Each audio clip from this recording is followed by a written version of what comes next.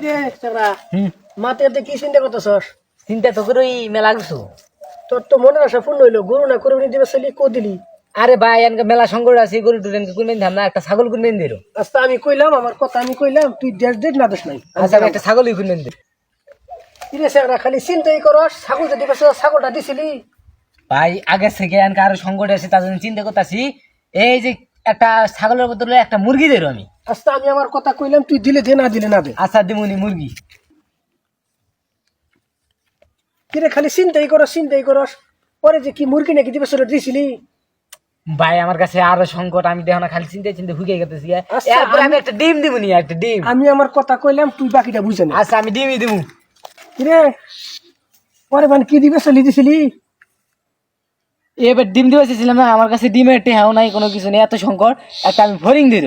বাড়ি বাড়ি তো হুঁশিয়ারির সঙ্গে দিতেছি, ভালো করে বুঝ জানিস। আচ্ছা আমি একটা ফরিং দিমুনি।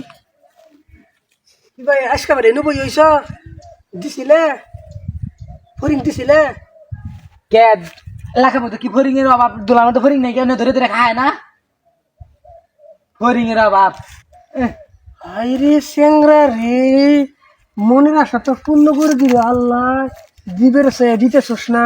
ফরিং কি অভাব আছে? ফরিং গুলো নেয় ধরে ধরে খায় না। হাই রে তোর রে কিরকম দেহ, মানুষের মন দেহ, এত আল্লাহ দিল, মনের আশা পূর্ণ করে দিল, তারপরও গরু দিমু, ছাগল দিমু, মুরগি দিমু, হাঁস দিমু, ধীরে ধীরে খাগা।